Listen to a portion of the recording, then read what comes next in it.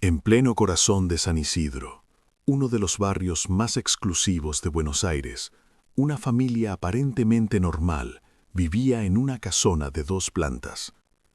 Los vecinos los conocían bien. El padre barría la vereda todas las mañanas. Los hijos jugaban rugby en el prestigioso Club Atlético San Isidro, y los domingos asistían juntos a misa. Pero detrás de esa fachada de respetabilidad se escondía uno de los secretos más oscuros de la historia criminal argentina. Hoy vamos a hablar del Clan Puccio, una organización criminal familiar que entre 1982 y 1985 convirtió su propio hogar en una cárcel clandestina. Secuestraban empresarios adinerados, los mantenían cautivos en el sótano de su casa, cobraban rescates millonarios y después los asesinaban.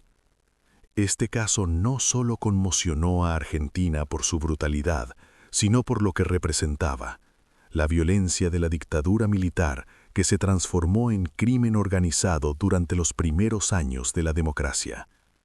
Esta es la historia del Clan Puccio. Bienvenidos a Crónicas del Crimen. Soy David y hoy abrimos un nuevo expediente.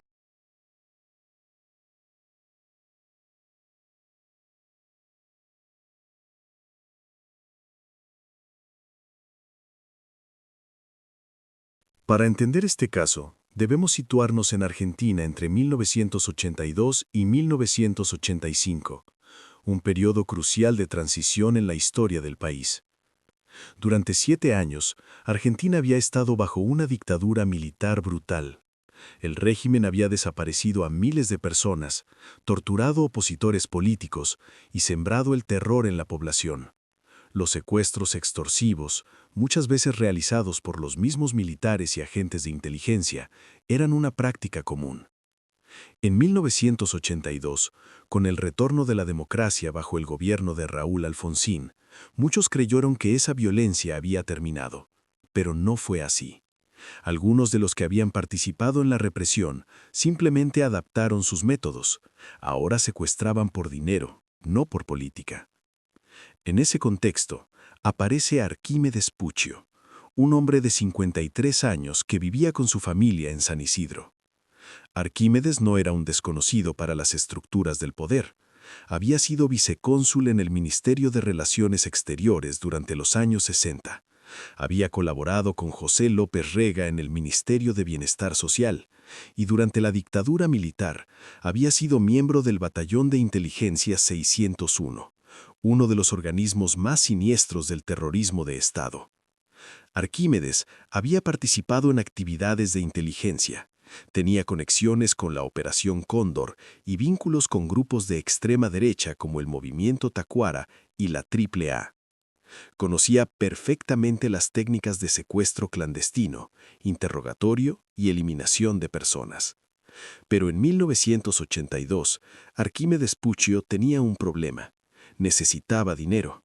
Vivía en una zona exclusiva, mantenía una fachada de clase media alta, pero sus ingresos no alcanzaban para sostener ese estilo de vida. Tenía 5 hijos que alimentar, una casa grande que mantener y aspiraciones sociales que cumplir. Y entonces, Arquímedes tomó una decisión. Usaría todo lo que había aprendido en la dictadura, pero esta vez para beneficio propio. Y lo más perturbador de todo, involucraría a sus propios hijos. Todo comenzó el 22 de julio de 1982. Ese día, Alejandro Puccio, el hijo mayor de Arquímedes, salió a dar una vuelta con su amigo Ricardo Manukyan. Alejandro tenía 24 años y era jugador de rugby del Club Atlético San Isidro. Era popular, carismático y pertenecía al seleccionado argentino Los Pumas. Ricardo, de 23 años, era hijo del dueño de los supermercados Tanti. Los dos se conocían del rugby y se llevaban bien. Ricardo confiaba en Alejandro. Lo que Ricardo no sabía es que esa confianza sería su perdición. Aquella tarde, Alejandro llevó a Ricardo hasta la casa de su familia. Pero no era una visita social. En cuanto entraron, varios hombres redujeron a Ricardo violentamente. Lo encapucharon, lo ataron de pies y manos y lo encerraron en la bañera del primer piso, con la cortina cerrada para que nadie pudiera verlo desde afuera. Ricardo Manukyan acababa de convertirse en la primera víctima del clan Puccio. Durante 9 días, Ricardo permaneció cautivo en esa bañera. Los Puccio llevaban su vida con total normalidad. Arquímedes barría la vereda todas las mañanas. Su esposa Epifanía daba clases en un colegio cercano. Los hijos entraban y salían de la casa. Nadie en el vecindario sospechaba nada. Mientras tanto, desde teléfonos públicos, Arquímedes llamaba a la familia de Ricardo exigiendo un rescate. La suma varió según las fuentes, pero se estima que fue entre $250,000 y $500,000. La familia Manukyan, desesperada, pagó. El 30 de julio de 1982, 8 días después de cobrar el rescate, Arquímedes tomó una decisión fría y calculada. Ricardo debía morir. No podía quedar testigo. Le dispararon 3 veces en la cabeza. Su cuerpo fue arrojado a un río cerca de Escobar, y días después apareció flotando en Benavides. Ricardo Manukyan había sido asesinado por el padre de su amigo. El éxito del primer secuestro emboldeneció a Arquímedes. Había funcionado. Nadie sospechaba de ellos. Y ahora tenían dinero. Pero ese dinero no duró mucho. Arquímedes necesitaba más. El 5 de mayo de 1983, menos de un año después del asesinato de Manukyan, el clan secuestró a su segunda víctima, Eduardo Aulet, un joven ingeniero de 25 años, casado, que trabajaba en la empresa metalúrgica de su familia.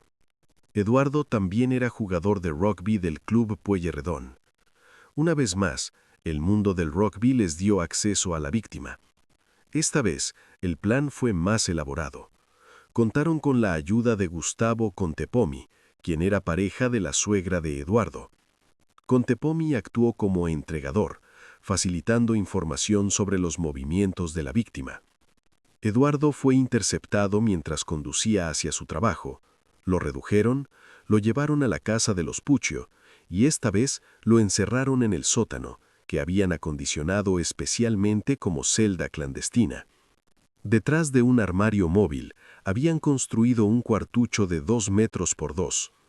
Allí, encadenado a un camastro sobre un colchón húmedo, Eduardo Aulet pasó sus últimos días. La familia pagó $150,000 por su liberación. Pero Eduardo Aulet nunca salió vivo de esa casa. Fue asesinado antes de que el rescate fuera cobrado completamente.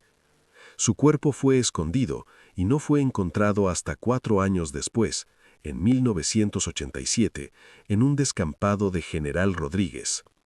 El 22 de junio de 1984, el clan intentó secuestrar a su tercera víctima, Emilio Naum, un empresario textil de 38 años, dueño de las tiendas McTaylor. Emilio era conocido de Arquímedes, confiaba en él. Esa tarde, Arquímedes detuvo a Emilio en la calle, aparentemente necesitando ayuda, pero cuando otros miembros del clan intentaron reducirlo para meterlo al vehículo, Emilio se resistió. Luchó por su vida. En medio del forcejeo, uno de los secuestradores le disparó en el pecho. Emilio Naum murió allí mismo, en plena calle. Fue el primer secuestro que salió mal, pero lo que vino después fue aún más perturbador. Días más tarde, Arquímedes llamó a la viuda de Emilio. Con total frialdad, le dijo que su esposo le debía $290,000 por una supuesta deuda de negocios. Amenazó con secuestrar a sus hijas si no pagaba. La viuda, aterrorizada, denunció las llamadas a un juez y huyó del país con sus hijas. La policía preparó un operativo para atrapar a Arquímedes durante una de esas llamadas extorsivas, pero el plan se filtró. El coronel Rodolfo Franco, un militar retirado que era cómplice del clan, alertó a Arquímedes. El operativo fracasó. Arquímedes Puccio había estado a punto de ser capturado, pero había escapado. Y volvería a actuar. Pasó más de un año. Parecía que el clan había desaparecido, pero el 23 de julio de 1985 actuaron de nuevo.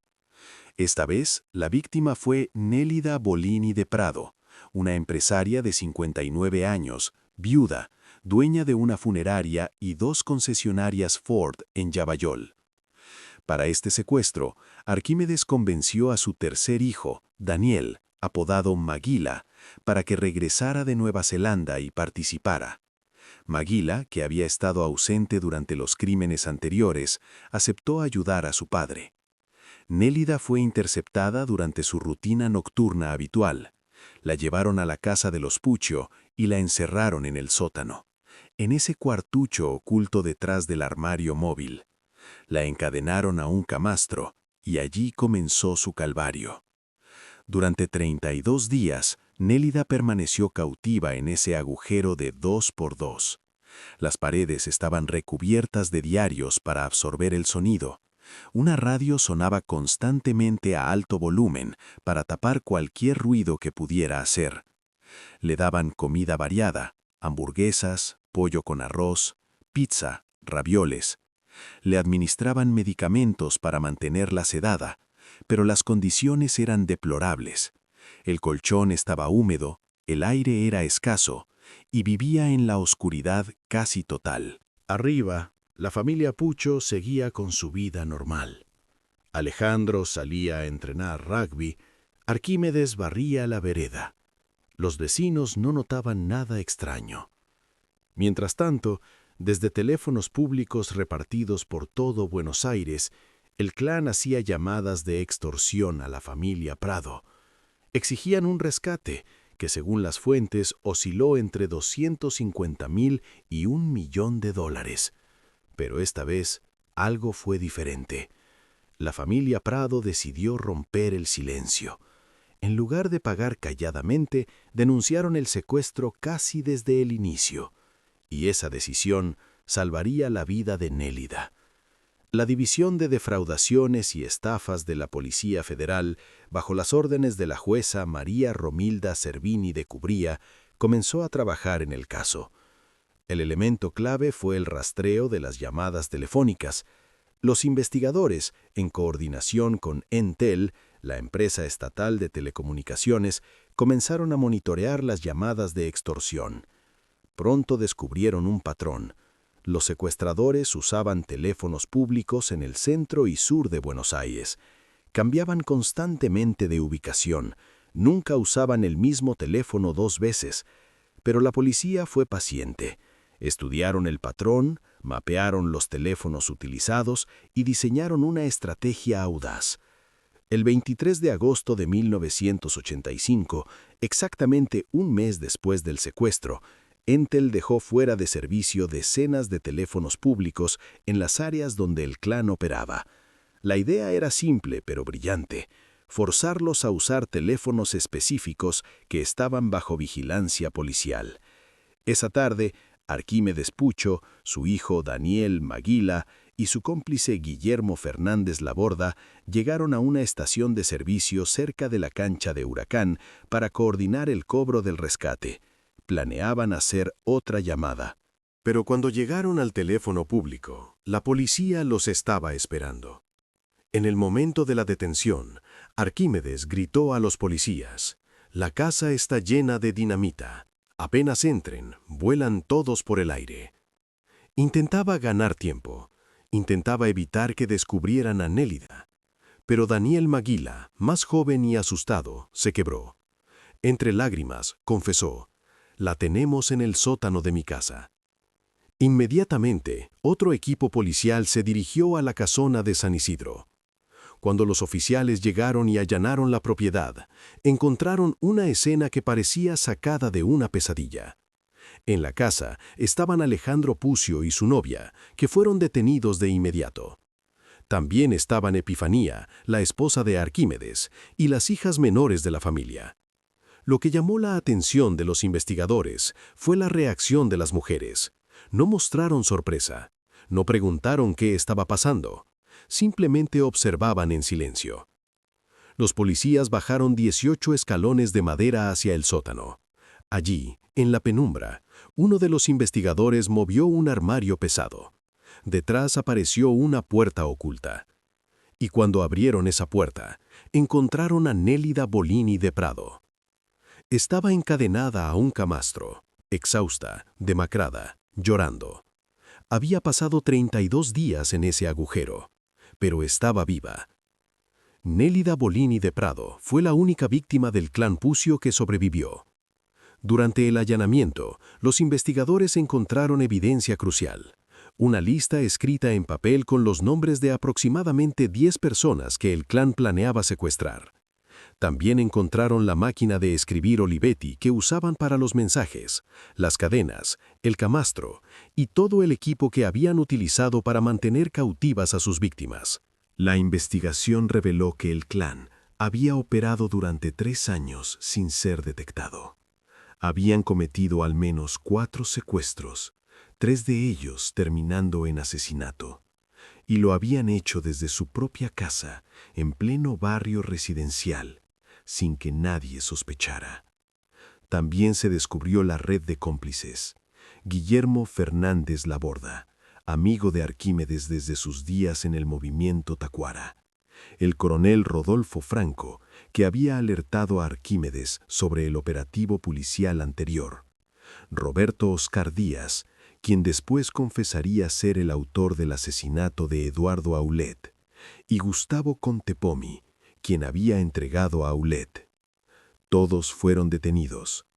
El juicio contra el clan Puccio comenzó en 1985 y se extendió hasta 1986. Arquímedes Puccio fue acusado de secuestro extorsivo, homicidio calificado y asociación ilícita. Su hijo Alejandro enfrentó los mismos cargos.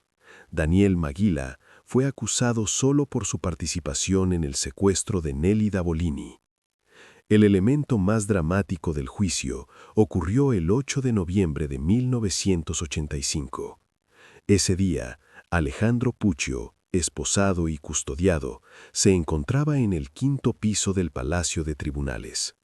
De repente, corrió hacia una ventana y se arrojó al vacío. Cayó desde el 5º piso con las manos esposadas. Milagrosamente sobrevivió, pero sufrió lesiones graves que le causarían convulsiones el resto de su vida. Nunca quedó claro si fue un intento genuino de suicidio o un intento desesperado de escapar. En diciembre de 1985, Arquímedes Puccio fue sentenciado a reclusión perpetua más accesoria por tiempo indeterminado. Alejandro también recibió reclusión perpetua. Daniel Maguila fue liberado provisionalmente en 1988 por el tiempo transcurrido sin sentencia formal. Los cómplices también fueron juzgados. En 1995, Guillermo Fernández Laborda y Roberto Oscar Díaz fueron condenados a prisión perpetua. La Corte Suprema confirmó estas condenas en 2015. Durante todo el proceso, Arquímedes Puccio nunca reconoció su culpabilidad. Se declaró inocente, se describió a sí mismo como un patriota y un preso político. Intentó justificar el secuestro de Nélida Bolini con historias confusas sobre presiones políticas y vinculaciones con grupos subversivos. La justicia rechazó todas sus versiones.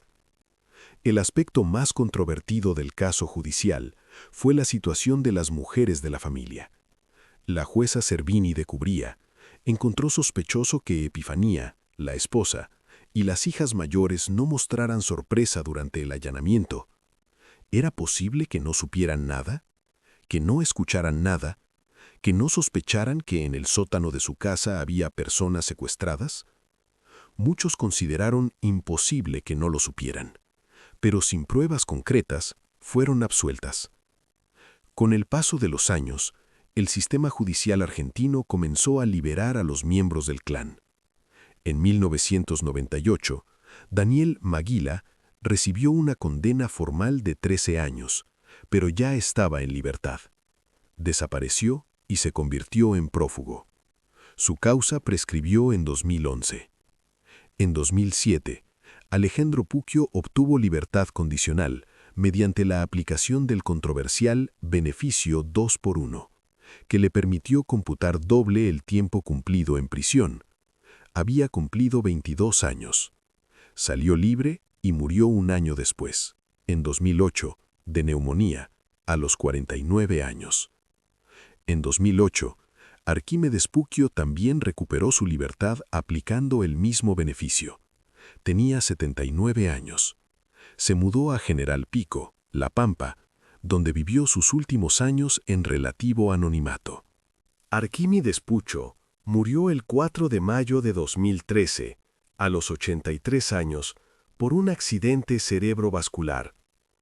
Nadie reclamó su cuerpo. Fue enterrado en una fosa común. Guillermo Fernández Laborda murió en prisión. Roberto Díaz cumplió su condena. Guillermo Puccio, el hijo que había huido a Australia, nunca regresó. Su causa prescribió en 2013. En septiembre de 2019, Daniel Maguila Puccio fue arrestado en Brasil con documentos falsos, pero fue liberado inmediatamente porque su causa ya había prescrito. Ya no tenía órdenes de arresto pendientes. El clan Puccio, oficialmente, había dejado de existir. El caso del clan Puccio dejó una marca profunda en la sociedad argentina. No fue solo un caso de crímenes brutales, fue un símbolo de algo mucho más oscuro, la forma en que la violencia de la dictadura militar se transformó en criminalidad organizada durante la democracia. Graciela Fernández Mejide, miembro de la CONADEP, la comisión que investigó las desapariciones durante la dictadura, explicó que muchos de los que habían participado en grupos de tareas clandestinos simplemente continuaron con sus métodos, pero ahora para beneficio económico personal. Arquímedes Puccio era uno de ellos. Había aprendido a secuestrar, a torturar, a eliminar personas durante su tiempo en el Batallón de Inteligencia 601, y cuando la dictadura terminó, simplemente adaptó esas habilidades para el crimen. El caso también puso en evidencia algo perturbador sobre la naturaleza humana, la capacidad de mantener una doble vida. Los Puccio eran, en apariencia, una familia normal. Iban a misa los domingos. Los hijos jugaban rugby en uno de los clubes más prestigiosos del país. Los vecinos los saludaban en la calle. Pero en el sótano de esa misma casa, personas inocentes eran mantenidas encadenadas, esperando su muerte. ¿Cómo es posible esa dualidad? ¿Cómo podía Arquímedes barrer la vereda por las mañanas mientras en su sótano había una persona secuestrada? ¿Cómo podía Alejandro entrenar rugby y después volver a casa donde había una víctima agonizando? Estas son preguntas que el caso del clan Puccio nos obliga a enfrentar. El impacto cultural del caso ha sido enorme. En 2015 se estrenaron tanto una película como una serie de televisión sobre el clan. Ambas fueron grandes éxitos de taquilla y audiencia, pero también generaron controversia. Las familias de las víctimas criticaron estas producciones, argumentando que glamorizaban o romantizaban a los criminales, centrando la narrativa en los perpetradores en lugar de en las víctimas. Y tienen razón. Es fácil fascinarse con la monstruosidad del clan, con la audacia de sus crímenes, con la psicología perturbada de Arquímedes. Pero no debemos olvidar a las víctimas. Ricardo Manoukian tenía 23 años. Confiaba en su amigo Alejandro. Murió traicionado por esa confianza.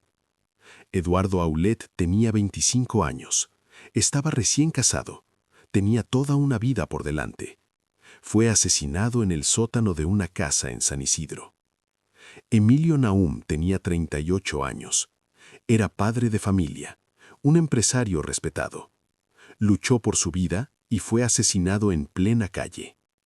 Y Nélida Bolini de Prado, que sobrevivió, llevó el trauma de esos 32 días de cautiverio hasta su muerte en 2011. Estas son las personas que debemos recordar. El caso del clan Puccio nos enseña varias lecciones. Nos recuerda que el mal puede esconderse detrás de las fachadas más respetables. Nos muestra cómo la impunidad durante una dictadura puede perpetuarse en crímenes durante la democracia. Y nos obliga a cuestionar cuánta violencia somos capaces de ignorar cuando está oculta tras puertas cerradas. Hoy, más de 40 años después, la casona de San Isidro donde ocurrieron estos crímenes sigue en pie. Es solo una casa más en el barrio. Los vecinos pasan por delante sin pensar en lo que ocurrió allí. Y quizá eso es lo más perturbador de todo, la facilidad con la que el horror puede ser olvidado, normalizado, integrado al paisaje cotidiano. Pero los crímenes del clan Pucho no deben ser olvidados. Son parte de la historia argentina, una historia dolorosa que nos recuerda la importancia de la justicia, de la memoria y del valor de romper el silencio. Nélida Bolini de Prado sobrevivió porque su familia se atrevió a denunciar. Su valentía salvó su vida y desmanteló al clan. Ese es el legado que debemos recordar, el coraje de decir la verdad, incluso cuando da miedo, porque el silencio solo protege a los criminales. Gracias por escuchar esta historia real. Soy David, y hasta que abramos un nuevo expediente, cuídense mucho.